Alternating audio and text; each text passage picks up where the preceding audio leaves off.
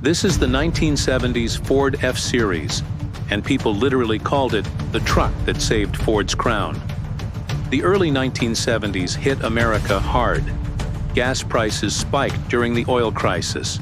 Long lines formed at fuel stations, and the big V8 workhorses that once ruled the highways suddenly looked like gas-guzzling dinosaurs. Families still needed trucks. Businesses still needed trucks. But they wanted something that wouldn't empty their wallets every time they filled the tank. In 1975, Ford delivered the answer, the F-150.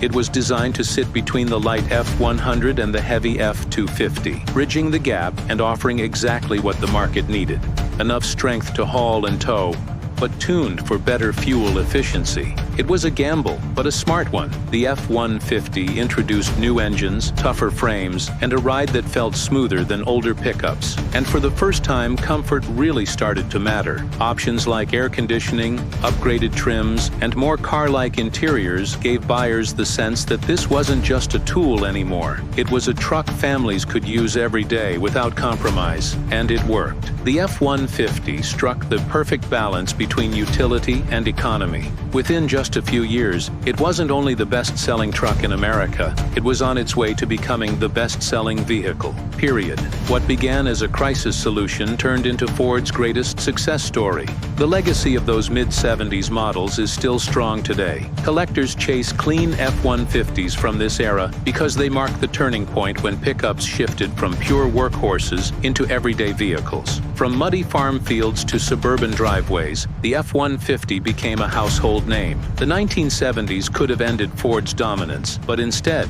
they gave birth to the truck that would define it for generations. And this is only one part of the F-Series story. We're creating a full video series on the history of trucks, from the first post-war F1s all the way to the electric Lightning. If you're a truck fan or a history lover, make sure to subscribe so you don't miss the next video in this series.